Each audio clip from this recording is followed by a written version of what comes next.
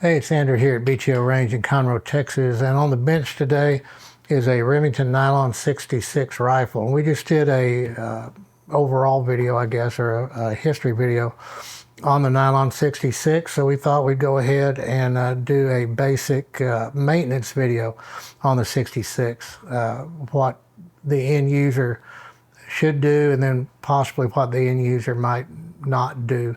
And we're going to reiterate some of the trouble points on this rifle to give you an idea of what to look for when you're looking to buy a Nylon 66. So just real quick, the gun came about in the late 50s and lasted until the late 80s, depending on which source you look at, 87, 89, maybe even 91 on some cleanup on parts and big box store specific models. So we're going to take this gun, do a little field strip on this gun to show you how you can clean it in your garage workshop and maintain this rifle. So there's no bolt hold open on a Nylon 66, so we're going to clear the gun. The magazine tube, this is the tube magazine gun. The Nylon 77 was a box mag, but we just rotate the tube magazine slightly and it comes out the rear. And we'll just set that off to the side. Unlike the other Remington or most other 22 semis that feed through the stock, there's no loading port in the side of the stock. You actually have to drop the cartridges down through the butt of the gun and then put the mag feed tube in there. So when you're looking at a gun, go ahead and make sure you pull this tube out. Make sure it's not dented or dinged here. Make sure this plastic follower is not broken. These are being remade, and you can actually have these rebuilt with new springs, new follower. I believe even the cap is being remade. That's plastic. So those are repairable and redoable. So we're going to look in the action, make sure we don't have anything going on there. Again, there's no bolt open. The bolt does not lock back on an empty round. So the first thing we have to do to get in the gun, we have to remove this receiver cover. Now, like we talked about in the video itself, really not a traditional receiver. The stock encompasses the bolt and all the moving parts, and this is really just a clamshell steel cover, but it's what ended up being serialized once these guns began being serialized. First, they were up here under the barrel, and then in 68, they were late 68, early 69, they were moved here to the receiver. So the first thing we have to do is remove this receiver cover. So to do that, this Zytel nylon bolt handle comes straight out.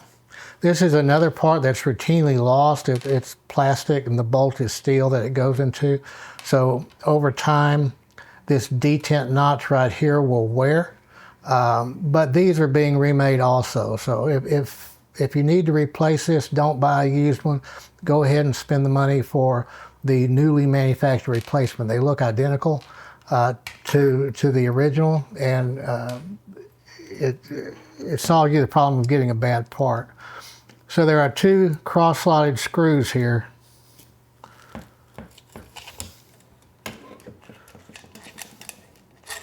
So they're interchangeable. Doesn't matter which one's front, which one's rear.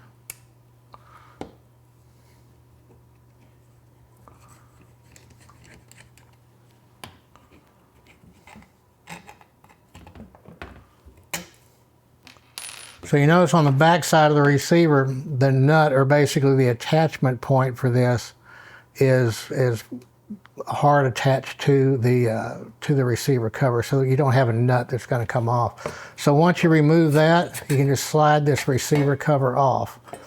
And let's take a look at this piece. We'll set this off to the side for a second and come back to it.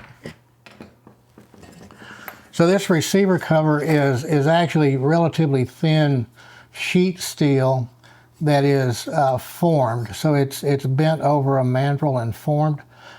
This is not cut with, it's got one little cut here, but it's not a traditionally cut receiver, so those edges are not sharp. So mounting a scope to it, it will accept the typical 3/8 dovetail scope rings, but they can be a little difficult to get on there securely. And also, once you have the scope mounted, the amount of tension that you put on these screws that go through the receiver can make a difference, or can cause impact shift on the scope. So just be wary of that.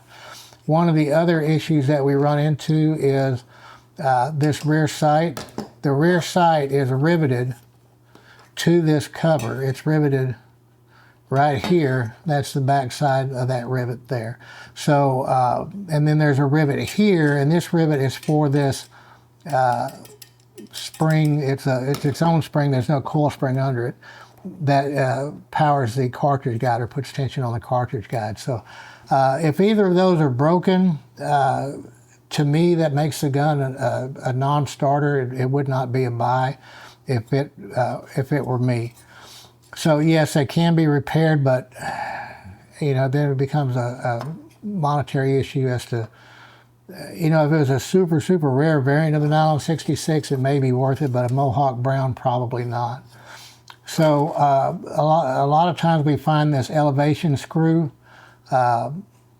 missing, and then there's this little tiny windage screw right here. So we need to make sure both those screws are there. Those are available and replaceable though, so that's not the end of the world.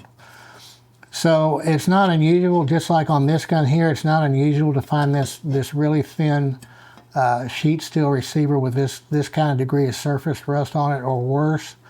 This is cleanable. There's going to be some minor pitting left when we clean it, but this should actually clean up and be very presentable. But if the gun has any type of major pitting, take it from me. I used to blue guns for a living, and this is almost impossible to get it right. Polishing these things, if you try to polish them on a wheel, as soft and flexible as this is, it's very difficult to polish it out correctly without getting ripples, without getting polishing marks and ripples on the receiver. So we would hand block these when we reblued them, hand block and sand these things when we reblued them. And then the metal is so thin that going into the hot blue tank, you really have to watch your temperatures, and you have to watch your immersion time and be ready to pull that out. So it's dip and pull, dip and pull, dip and pull to make this turn out reasonably well. Otherwise they turn purple. And it's pretty obvious as to what happened when you do that. So otherwise, I mean, it's just a pretty basic part here. So now this is the ejector. The ejector just fits into the side of what would be the receiver, but it's actually the stock. It just fits into this little mortise just like that. And it's actually held in place by the receiver cover. So this part is also, I'm not 100% sure it's being remanufactured. It well may be. But sometimes they don't get bent when they're in the gun, but they can oftentimes be straightened. So we're going to pull the barrel next. So on the bottom of the gun, there's a large screw here. So we're not going to take it all the way out. We're going to loosen it up to about there, and then we're going to push it in. So when we push it in, if you notice, we pulled this barrel lock up. So now that we've gotten a little room there, we can go ahead and pull that little screw out, then pull this lock up to the point where the barrel will clear, and the barrel will just slide out the front.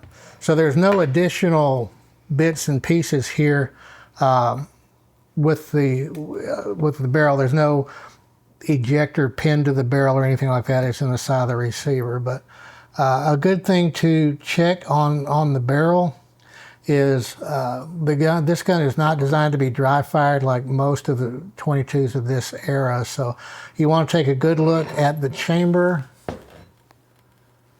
to make sure that we don't have peening on the chamber mouth.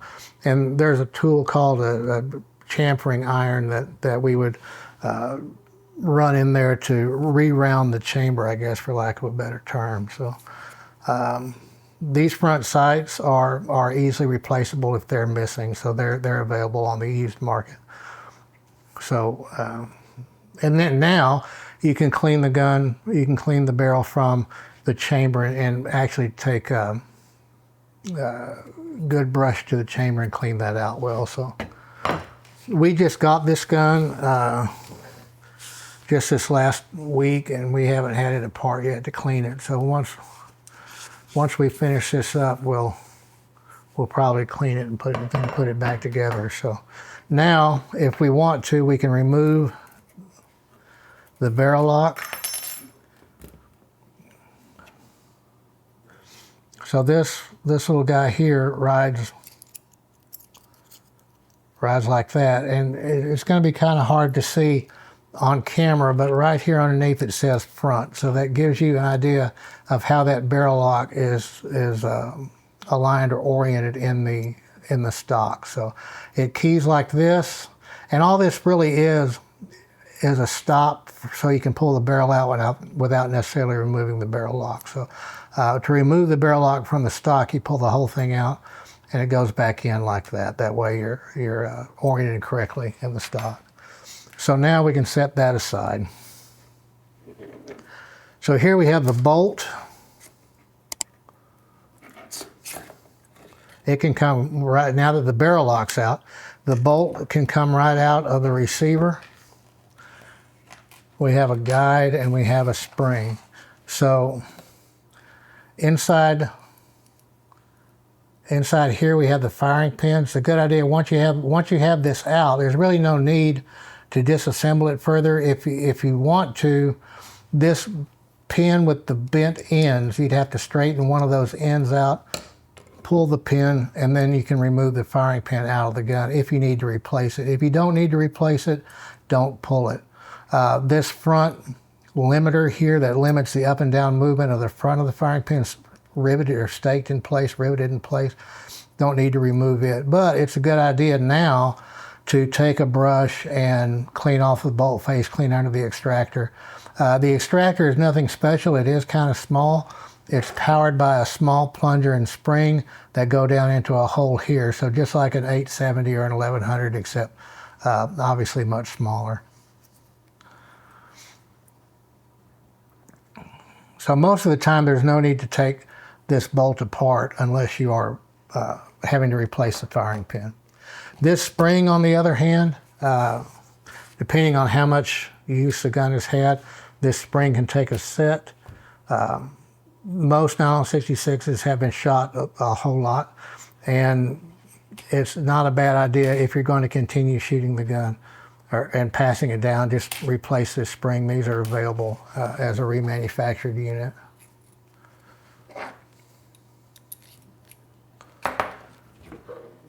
So this is the hammer here. So we can also remove it by moving the safety to the off safe position, holding it, and then just controlling it out of the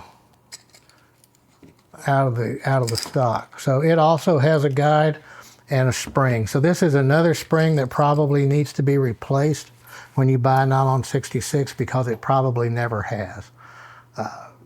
That's just one of those, it's cheap and you might as well. If you're going to use the gun as a shooter, you might as well do that. Replace this spring, replace that spring. Check, make sure the extractor claw is still good and sharp. Those are, you should replace those if necessary. So, and then it's just a matter of cleaning. Now, when we get further inside this receiver, things get a little more problematic. Springs don't work in here the way they do in other guns. And you're going to see pins, and you're going to see stuff with nuts, screws that you can take out and pins you can drive out. But as soon as you start driving those pins out, the springs in this gun aren't compression springs. They're springs that are expanded and they hook onto pins, and they're designed to contract, not expand. So the springs work backwards basically inside this gun. And it can be a bit difficult to get these guns back together, particularly this feed ramp right here. The feed ramp is not pinned in, it's not attached to anything. We actually use a pencil eraser and when we position this feed ramp to put back in here. So The vast majority of anything you need to clean in this gun is now available or now ready to be cleaned. So there's really not a whole big need, unless you're having some kind of malfunction related to the inside of this firearm. There's really not a big need to get any deeper than this right here. We do, from time to time, take these guns completely apart when we have to work on them and fix an issue, particularly a feeding issue from the magazine. We'll have to get in there and do something with that feed ramp. The magazine tube can be removed from the back. So there's quite a few things that can be done. This is the sear right here. There's a sear spring that lives underneath that. So I wouldn't advise taking this gun apart any further, and it's certainly not within the scope of this video to do it. A true video on the complete disassembly of this gun would probably be 30 to 45 minutes long to do it correctly. So that said, the gun goes back together the exact same way we took it apart. There's no magic there. There's no really any real tricks. You're just going to put the hammer in and all the way back until it clicks onto the sear, and then reassemble everything in reverse order. So that's the Nylon 66. That's what I consider the end user field strip for this gun. You can clean 95% of anything you need to clean from this point forward. So if you like what we're doing, hit that like button, hit that subscribe button. The little bell thing will notify you when we post new content. I found that out the other day, and I haven't forgotten it yet, which is amazing. So check out our other videos. Check out our sister company's channel, Big Tex Ordnance. They do a lot of high-speed, low-drag stuff with ARs and things of that nature. And we'll see you on the next one.